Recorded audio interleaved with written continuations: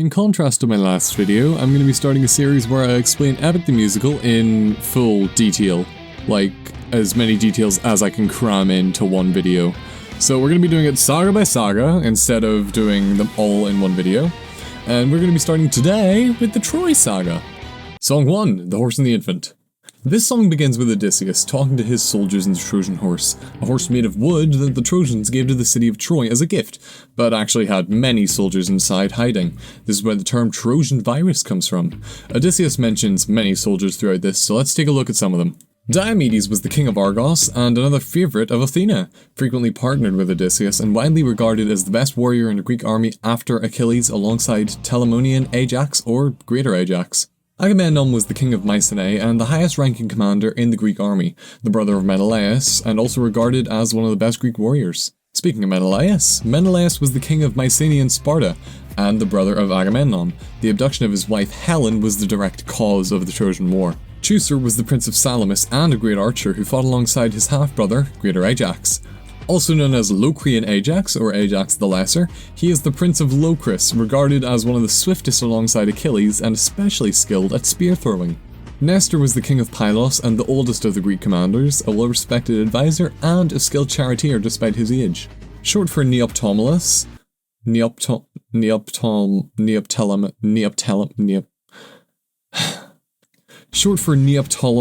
also called Pyrrhus. He is the prince of Skyros and the son of Achilles, and was a literal child soldier when he was recruited to take down Troy once and for all. Why did Achilles have to name his children such tough things? That took me about 7 takes to get his name right. This song establishes what Odysseus is fighting for, his wife, Penelope. Penelope was the daughter of Icarus, and she represents the perfect wife. Odysseus is also fighting for his son Telemachus. Tele was but an infant when Odysseus left for war, meaning he never actually got to know his father at all. Meaning by the end of the Trojan War, aka when the Horse and the Infant is taking place, Telemachus is 10. However, Odysseus simply remembers him as an infant. The song rages on with the soldiers hopping out of the horse and sacking the city of Troy.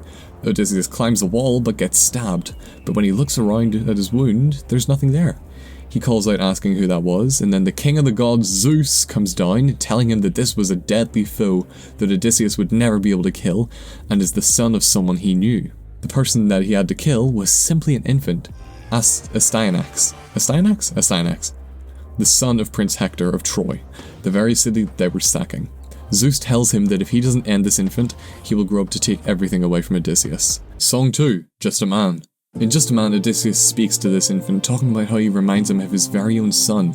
As we can recall, Odysseus only remembers his son being an infant, so taking the life of something he has thought of for 10 years when thinking about what he is fighting for would be a heavily traumatizing thing to do. He argues with himself on this topic, however decides to give in to this horrible, ruthless idea, dropping the infant off the walls of Troy in front of his whole army. Song 3, Full Speed Ahead. Odysseus and his full crew of 12 ships holding 600 men depart from Troy, sailing away with the exact same number of men that Odysseus went to war with.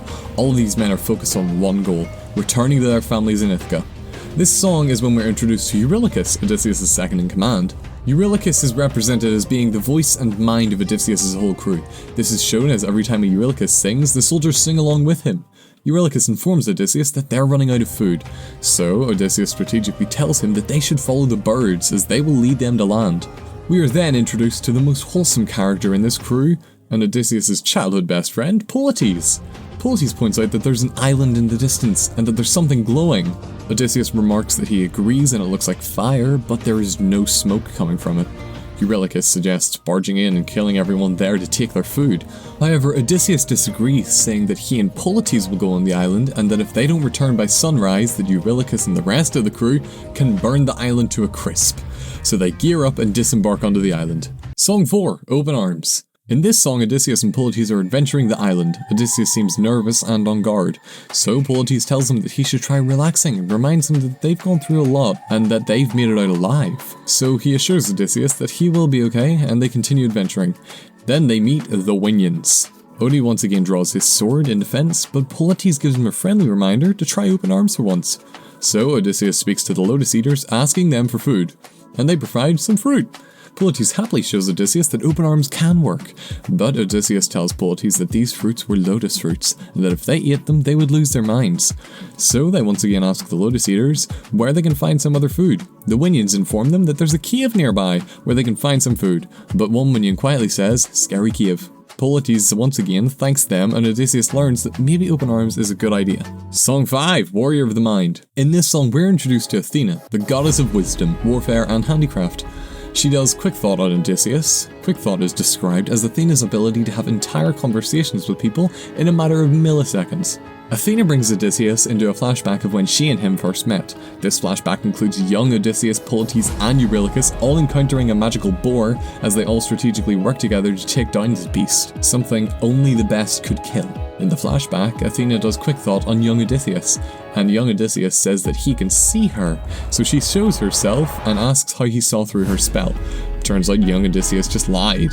Then the two of them go back and forth saying how they should tell them their name. However, young Odysseus tells her that he knows she is Athena, and the two of them agree that Athena will mentor young Odysseus. Athena then ends the flashback, reminding Odysseus that she is watching and he must abide by what she has taught him, remarking that he should not disappoint her. And that's where this Troy Saga ends. Thank you all so much for watching, and if you want the TLDR, be sure to watch my time dive video into the musical that will be on screen in the intro. Also, please like and subscribe, it helps out so much! And I will see you all later, also stay around for bloopers at the end.